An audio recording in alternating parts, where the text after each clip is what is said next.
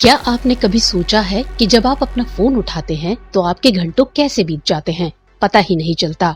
बस एक रील और एक वीडियो और यही देखने की चाहत आपका कितना वक्त बर्बाद कर देती है, आपको एहसास तक नहीं होता। हम ये बात इसलिए कर रहे हैं क्योंकि लॉस एंजलिस की एक अदालत ने वो कर दिखाया है जिसे अब तक नामुमकिन माना जा रहा था। पहली बार मेटा और यूट्यूब को सोशल मीडिया की लत लगाने और एक बच्ची की जिंदगी बर्बाद करने का कानूनी तौर पर दोषी पाया गया है। अब आप कहेंगे वो कैसे? तो अमेरिका के लॉस एंजलिस की एक अदालत ने सोशल मीडिया की लत से जुड़े एक मुकदमे में इंस्टाग्राम और फेसबुक की पेरेंट कंपनी मेटा और यूट्यूब को दोषी पाते हुए उनके खिलाफ एक ऐतिहासिक फैसला सुनाया है। जूरी ने दोनों कंपनियों को लत लगाने वाले डिजाइन के लिए जिम्मेदार ठहराते हुए मामले का दोषी पाया। अदालत ने इनके द्वारा 20 वर्षीय याचिकाकर्ता कैली जीएम को $6 मिलियन यानी करीब 56.5 करोड़ रुपए का जुर्माना देने का आदेश दिया है, जिसके तहत कुल हर्जाने में से 70% राशि मेटा को चुकानी होगी, जबकि बाकी 30% हिस्सा यूट्यूब अदा करेगा। मामले में जूरी ने कहा कि मेटा और यूट्यूब ने अपने सोशल मीडिया प्लेटफॉर्म्स को इस तरह से डिजाइन किया है जिससे लोगों को इनकी लत लग सकती थी। जूरी ने कहा कि मेटा और यूट्यूब ने अपने प्लेटफॉर्म्स के डिजाइन या ऑपरेशन में लापरवाही बरती, जो पिटिशनर को नुकसान पहुंचाने में एक बड़ा कारण बनी और इसके इस्तेमाल से कैली के मानसिक स्वास्थ्य को नुकसान पहुंचा है।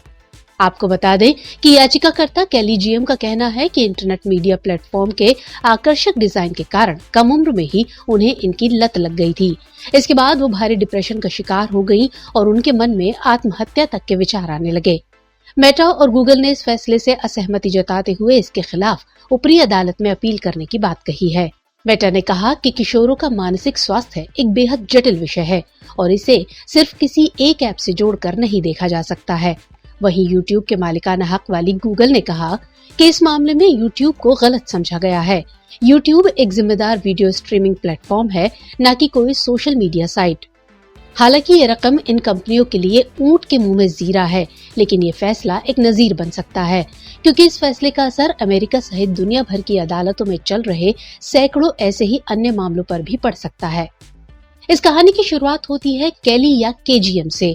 आज वो 20 साल की हैं, लेकिन उनकी ये जंग तब शुरू हुई जब वो महज 6 साल की थी। उन्हें 6 साल की उम्र में यूट्यूब और 9 साल की उम्र में इंस्टाग्राम की लत लग गई। कैली का कहना है कि इन प्लेटफॉर्म्स ने उन्हें इस तरह से अपनी गिरफ्त में ले लिया कि वो घंटों स्क्रीन पर बिताने लगी, जिसकी वजह से वो न सिर्फ अपने परिवार से कट गई बल्कि मानसिक स्वास्थ्य समस्याओं से भी जूझने लगी। 10 साल की उम्र आते आते वो डिप्रेशन और एंजाइटी से घिर गई। इनके बेइंतहा इस्तेमाल की वजह से कैली खुद को लेकर हीन भावना का शिकार हो गई। इसने उन्हें बॉडी डिस्मॉर्फिया की ओर धकेल दिया। बॉडी डिस्मॉर्फिक डिसऑर्डर एक मेंटल हेल्थ डिसऑर्डर होता है जिसमें कोई व्यक्ति अपने शरीर को लेकर इतना ज्यादा हीन भावना का शिकार हो जाता है कि ये उसके सामान्य रूप से काम करने की क्षमता में बाधा डालने लगता है। कैली का आरोप है कि उनकी उम्र के कारण प्लेटफॉर्म्स की तरफ से उन्हें रोकने का कोई प्रयास नहीं किया गया। कैली के वकील ने इसे इंजीनियरिंग ऑफ एडिक्शन बताते हुए आरोप लगाया कि मेटा और यूट्यूब ने अपने ऐप्स को डिजिटल कसिनो की तरह डिजाइन किया है। इन्फिनिट स्क्रॉल, ऑटो प्ले और एल्गोरिदमिक रिकमेंडेशंस जैसे फीचर्स गलती से नहीं बने, बल्कि इन्हें यूजर को लगातार जोड़े रखने के लिए बनाया गया है। असल में बिना रुके चलने वाला कंटेंट लोगों को बस एक और वीडियो देखने के लिए मजबूर करता है। दिमाग को ब्रेक नहीं मिलता, जिससे वक्त का अंदाजा खत्म हो जाता है। आप लगातार स्क्रॉल करते जाते हैं क्योंकि इंस्टाग्राम रील्स और यूट्यूब शॉर्ट्स में कंटेंट कभी खत्म नहीं होता। इसी को इन्फिनिट स्क्रॉलिंग कहते हैं। इस केस की तुलना 90 के दशक के बिग टोबैको केस से की जा रही है, जिसमें सिगरेट कंपनियों ने ये जानते हुए भी कि निकोटिन जानलेवा है उसे प्रमोट किया। वैसे ही आरोप इन टेक दिग्गजों पर भी लगाए जा रहे हैं।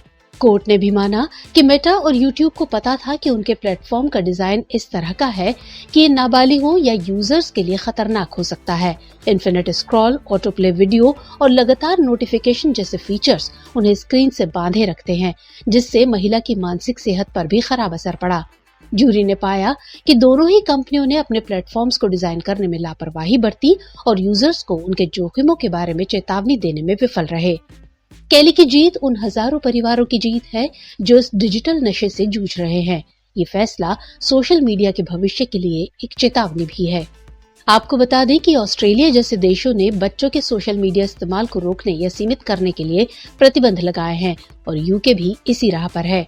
दुनिया भर में अब एक ही सवाल है, क्या हमारे बच्चों का मानसिक स्वास्थ्य इन कंपनियों के मुनाफे से ज्यादा कीमती है? तो अगली बार जब आप कोई भी वीडियो या रील स्क्रॉल करें तो याद रखिएगा, आप सिर्फ कंटेंट नहीं देख रहे, आप एक ऐसी लत लगाने वाली मशीन का हिस्सा हैं जिसे आपको रोकने के लिए ही बनाया गया है।